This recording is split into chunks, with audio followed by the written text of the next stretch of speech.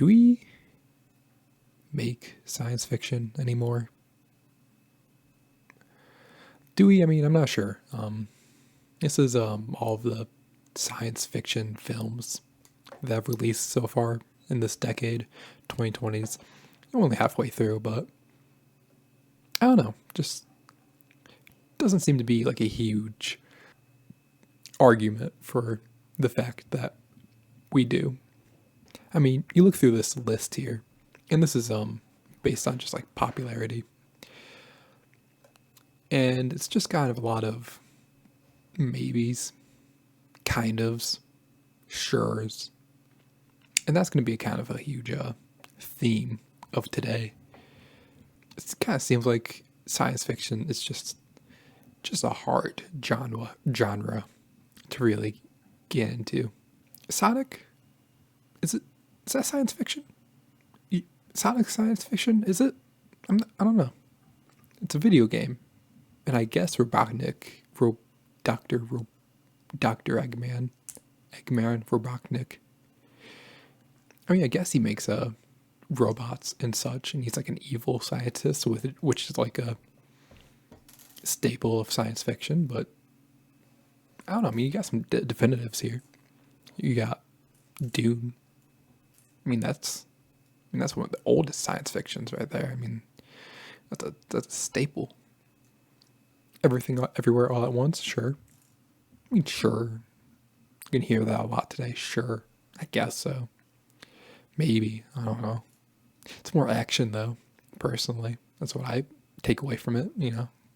We'll get to Inception pretty soon here, but like, Inception has like science aspects to it, but it's still like pretty much an action movie. Poor Things is set in a world that's like a bit too detached from Earth to really be. It's more surrealist than it is science fiction, I think, at least. We got Predator, we got Alien, and we got Jurassic World, Godzilla. Those are pretty big staples in science fiction. But like, I don't know. Mad God, what's that even about? Why is that science fiction? Who looked at Mad God and was like, it's like Star Wars. I don't know. We're gonna go way back in time here and kind of move forward and just kind of see the evolution of science fiction. We're gonna go way back into the 1950s. There's been science fiction before, but it's kind of the same deal of like, yeah, it's science fiction. It's like robots and mad scientists and creature features and stuff beforehand, but like 1950s is really when science fiction science was at like an all-time high, science interests while also lack of understanding. So let's look here. Let's see what's going on in 1950s. 1950s, big thing that pops out is kind of what, whereas today we use science fiction to like make superheroes. Back in these days, science fiction made the supervillains. Lots of just creature features, regular old humans with guns and stuff trying to fight off a monster who just maybe happened to be like an alien or come from some sort of science background of some sort. This is kind of about science being an adversary, something that you gotta be wary of, something that you gotta be careful of. Godzilla, he destroys a town, lots of just like kidnappings, monsters, aliens, the Thing. We see a lot of themes that are gonna come back as we go through the evolution of science fiction. Most notably, the fact that science fiction is a crowd pleaser. It's for the audiences. Even to this day, science fiction is used kind of like you make movies with big budgets, and they're the reasons that you go to the movies because you want to see something that you really can't see anywhere else. You want to see on a big high definition screen with good surround sound, and bring some friends, eat some popcorn. this all starts way back when here to go watch stuff that you really haven't seen before. Because although it's not too terribly advanced nowadays, we still see Godzilla in theaters, and it's still like a theatrical event. And Godzilla is the top science fiction movie of the 1950s. So that's kind of the main thing that you're getting here from these movies. Although, like, this is all. You can make the argument this is more horror, this is more creature feature for the time.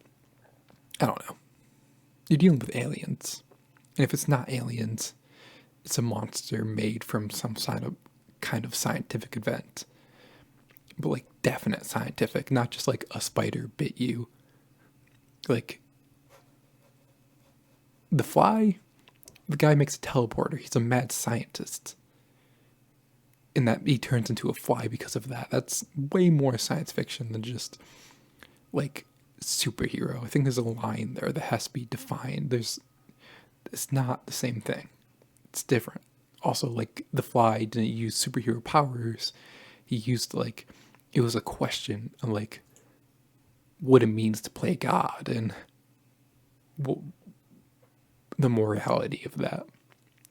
And then there are also then all these other movies. I mean, it's the Cold War is getting underway. We're kind of trying to just a lot of that culture is seeping into these movies here about what would we do against an adversary that is more scientifically advanced than us, or like just stuff we don't really understand it, but like we know it's there. These people did at least, so like they're just trying to try and really think hard about it.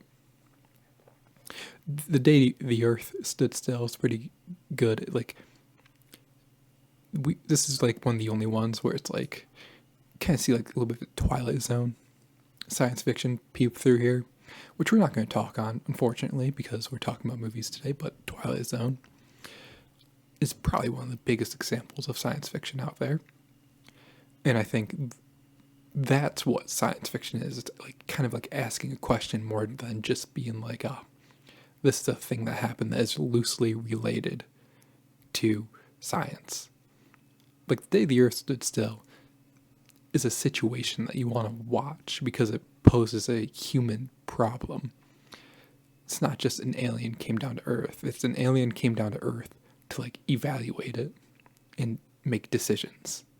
And then you're asking like, how would that play out in real life and what would that say? But that is just kind of one movie in the sea of just, I mean, ants, them. This is just ants got big. That would be scary. The War of the Worlds, it's one of the most prominent science fiction movies ever. It's just aliens came down to Earth and started wreaking havoc. It's not much else there. That's what a lot of these movies are. Just kind of scientific creatures wreaking havoc. 60s are an interesting set of science fictions to look at because we do get some big hits. Two in particular. Number one, 2001: A Space Odyssey. Not only pushing forward the envelope of what it means to be a science fiction movie, also just pushing forward cinema in the first place. Really just showing that, because with the 1950s, a lot of that stuff is really just kind of slop. It's the acting, the budget, a lot of things being performed there. It's really there just to wow audiences and make a quick buck. 2001 really had just a lot of what do you call it? Chutzpah was inspiration? No, what is it? 2001 had ambition. That's what it is. Ambition. And it delivered on it. Some people, I mean, it's pretty boring, Definitely getting more into the age of science fiction where we just kind of, where we're starting to ask more questions about life and stuff. but people would watch this movie and it would define most of all the movies that came out after 2001 took some inspiration from 2001. You also get the Planet of the Apes here, which yet again was 60 years later still coming out in the 20s. I think that just came out in 2024.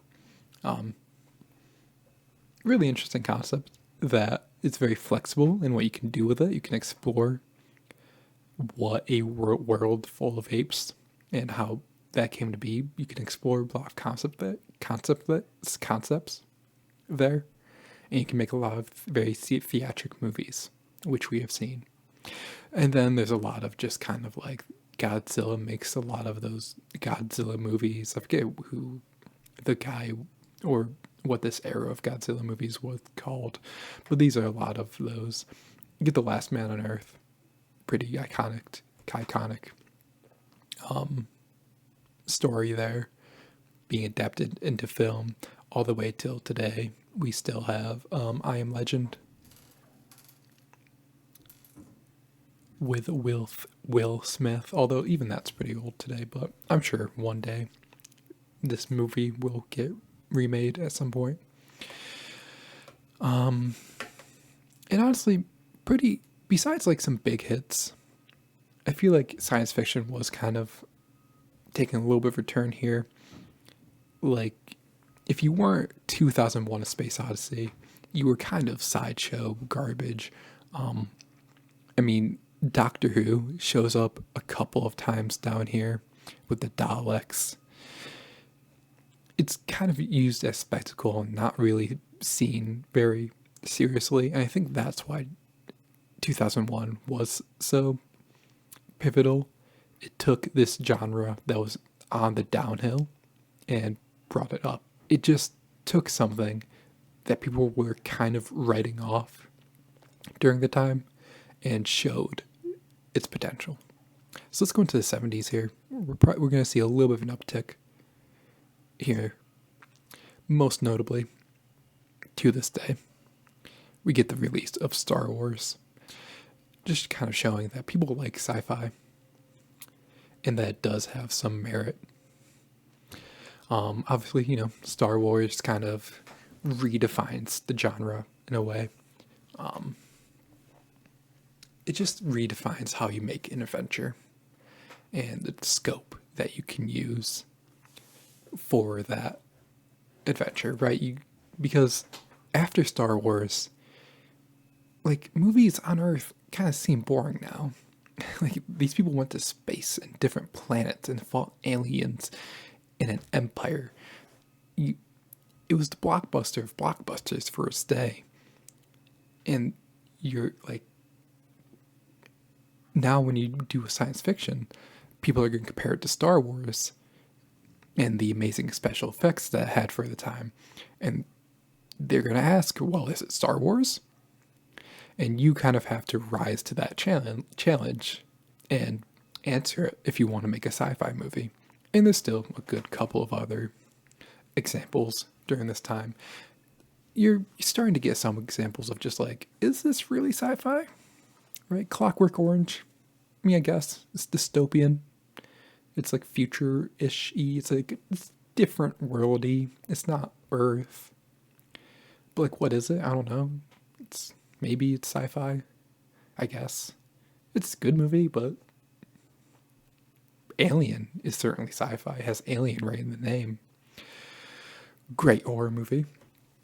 Definitely just leaning into the horror of sci-fi and the creature feature and really just defining that, taking what they were trying to do in the 50s and really just taking what worked there and exemplifying it, making a whole movie that just a situation where you don't want to be in that situation. It's scary, it's thrilling, it's engaging, and it's also an adventure. And we're going to see that sci-fi is turning more into adventure movies as we go on here, especially in the 80s. We're going to see that sci-fi is turning into adventure movies. Superman comes out. We have a superhero type thing going on here. He's an alien. But I think this is where I'm having the most trouble. When is it an adventure movie? When is it a superhero movie? And when is it Star Wars? When is it Aliens? When is it Stalker? When is it Solaris? Right? Stuff that is like so deeply rooted in space and science and science fiction. And compared to when it's just a movie that tells a cool story that happens to use science. This is also, we see the Invasion of the Body Snatchers, the remake. Science fiction is really just starting to turn around here. 2001 came out. People were like, "Oh, science fiction can be cool, and not just schlock." So they're turning the clock back, looking at some stuff that can be remade, and seeing what can be done with it. We're going to see that a lot more in the 80s. Science fiction is going to take it to just a huge 180 turn in the 80s here, as the success of Star Wars, Aliens, all of these others are making their way through. Here we are in the 80s, and I think this is what a lot of people think about when you think of sci-fi. I mean, this has like everything. When you think of sci-fi, this is sci-fi right here. You have Star Wars, you have the two other movies in the original trilogy. You have The Empire Strikes Back, Return of the Jedi, two of the most successful movies of all time, two great movies. And you just have a lot of like genre setting movies in the science fiction genre, in the science fiction field. Back to the Future brings it kind of like into the modern world, I guess. What am I trying to say with that? Like, Marty's just a kid. And a lot of these science fiction movies are, space people, scientists, people who you would expect to be in this situation. Marty just happens to know a scientist, and now he just happens to be in this situation, which is fun. It brings a lot of familiarity to the genre that I think we're going to see more as we go on into the future here. We also got we just have so many just hitters. We got two more remakes with The Fly and The Thing. I think the good thing to know about these remakes is, unlike modern remakes, where you're taking a good idea and you're just kind of making an okay movie out of it, that really just makes you think, wow, didn't really have to be made. These remakes took movies that were from a time that just wasn't all that cinematically advanced and bring it to a scale where even today you can look back at The Thing and just appreciate it for a movie. And you can't really do that with the original Thing, but you also can't really do that with the new Thing, the 2011 prequel Thing. It's just remakes. If you want them to be successful, they have to have some sort of purpose.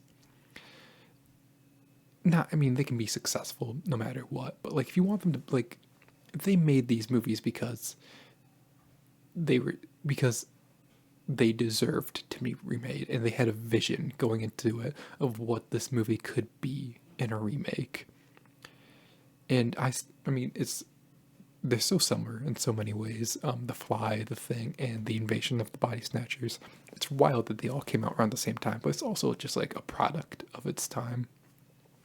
And at this point in time, sci-fi is getting so big that like we're getting parodies of it. Sci-fi is like a thing at this point. It's in the pop culture.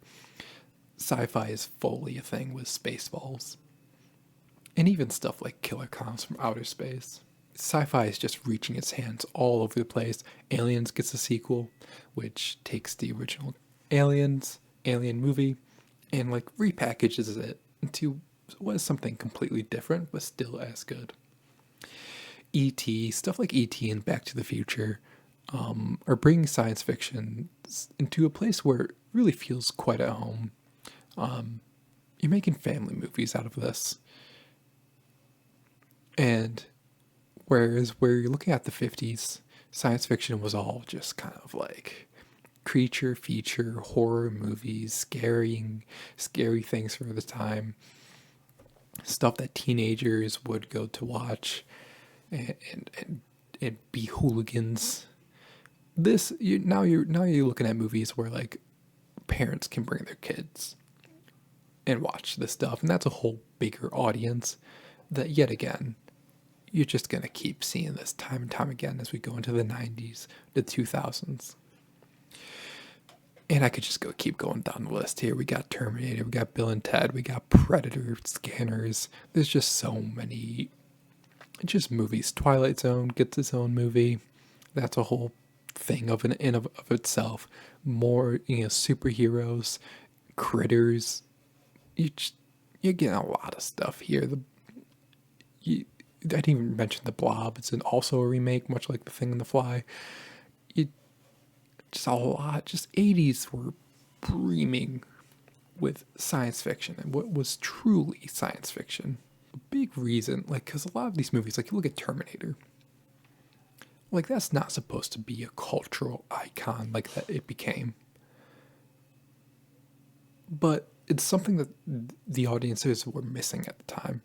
And nowadays, we're not really missing sci-fi, but at the same time, we kind of are missing sci-fi. We'll explore that more as we get into the more modern movies. So let's go on to the 90s, because we're going to kind of see the beginnings of what we know today to be, well, what we kind of know today to be sci-fi movies, because we don't, I mean, do we know what sci-fi movies are? Do we? Who knows? I don't know. What's a movie? What is a movie? Here we are, the 90s. You can see what I'm talking about. We have icons, of course. We have original icons. Matrix, that's a pretty big part of what makes sci-fi. Men in Black. Aliens, yeah, that's sci-fi for sure. Teenage Mutant Ninja Turtles get their first kind of big movie here, but you know what you're seeing a lot of too? Sequels. Seeing a lot of sequels. Star Wars gets its first entry into the prequel trilogy. Superhero movies expand into Batman. I don't know where the other Batman movies are, but superhero movies are becoming more mainstream. Predator 2, another Jurassic World movie. And besides that, we have Independence Day, we have Event Horizon, Armageddon. We got some disaster stuff going on. And then we also have some kids stuff with Back to the Future, Star Wars kind of. Well, Star Wars definitely, actually. Iron Giant, Rocketeer. The Nutty, I love that. This is in here. This is what I'm talking about. What are we talking about here? What are we talking about here? What are we talking about?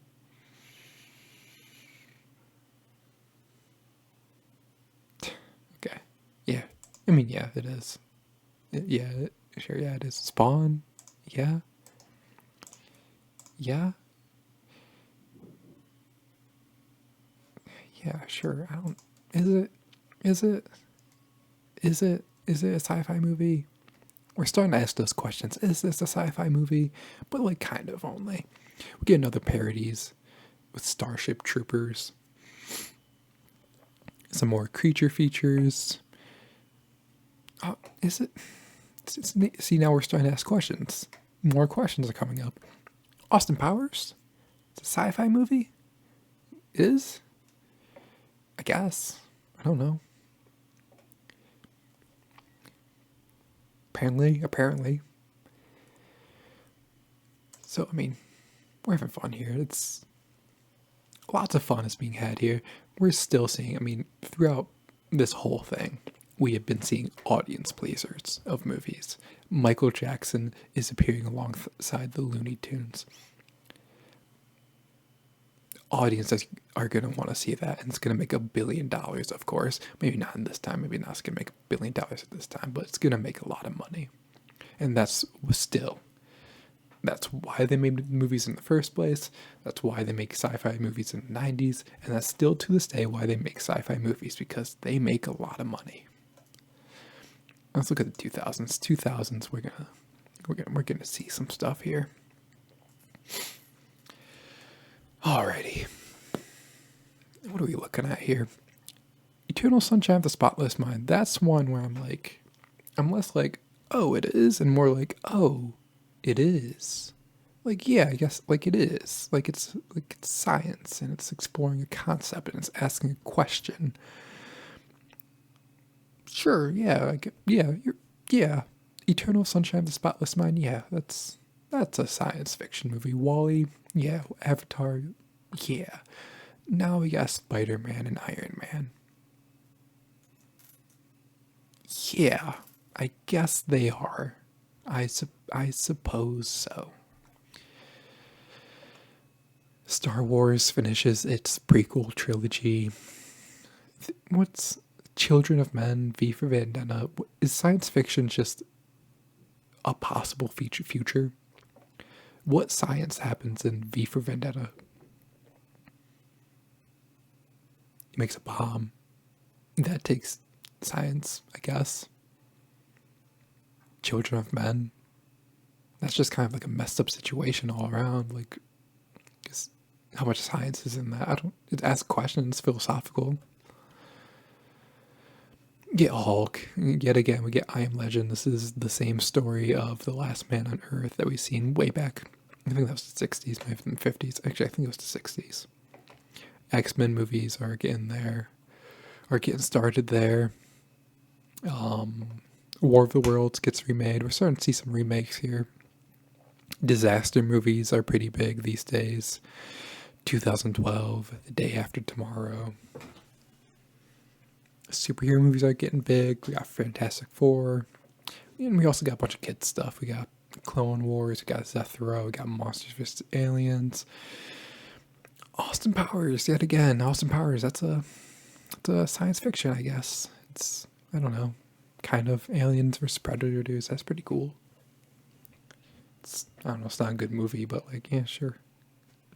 I want to see Aliens vs. Predators. That's awesome. I had so many, I think I had toys of this when I was a kid, and I would just I would sit in class and then just doze off and think about man, what if predators were real and they were fighting, and I would imagine fights between aliens and predators and different monsters and stuff.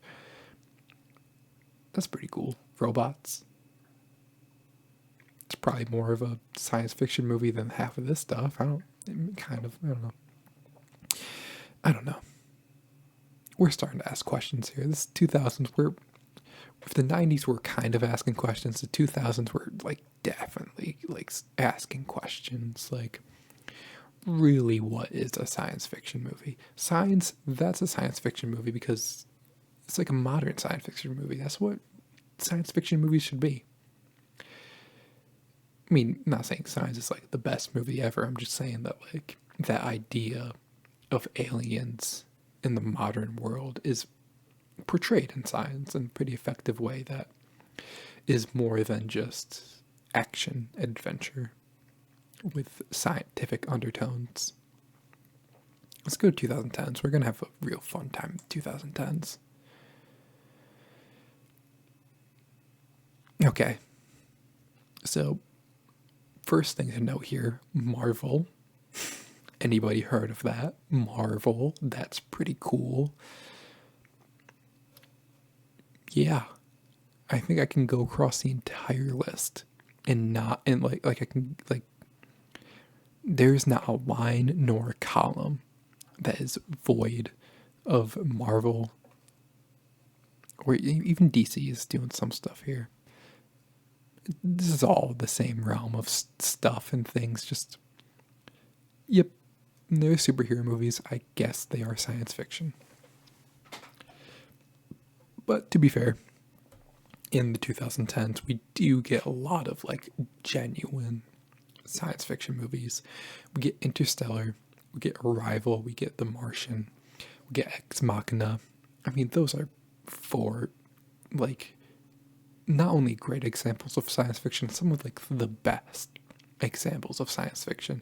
You're using the technology that you have available to you to make a big movie that's just kind of putting mankind in like a scientific question quandary type of situation.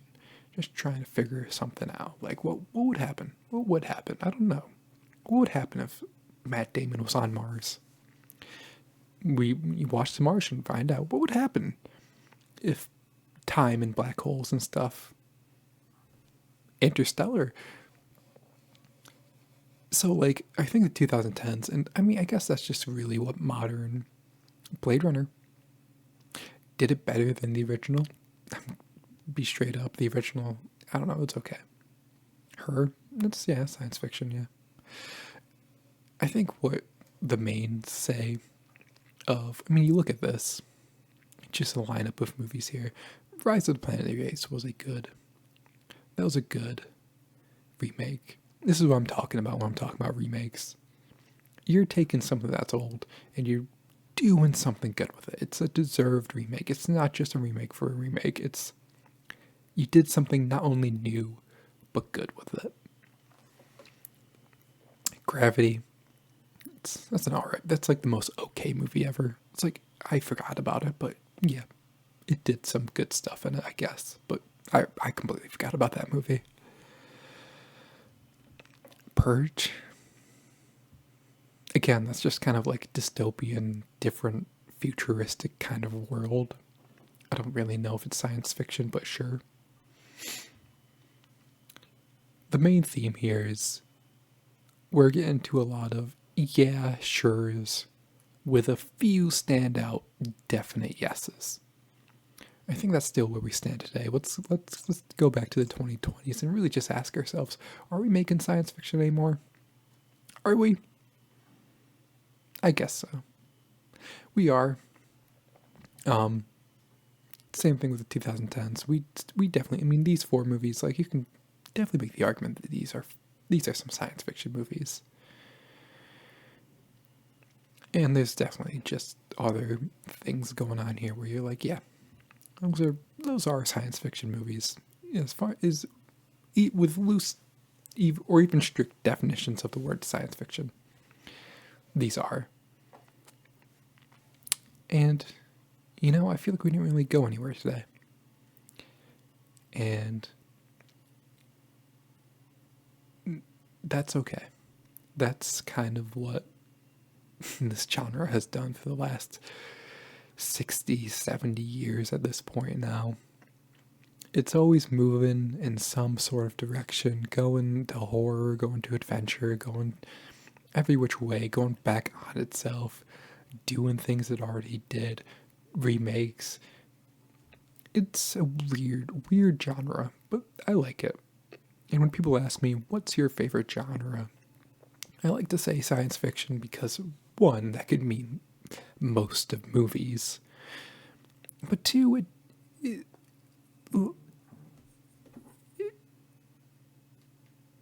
has like just presents a lot of questions and discussion and talking. And what else do we watch movies for besides to talk about them?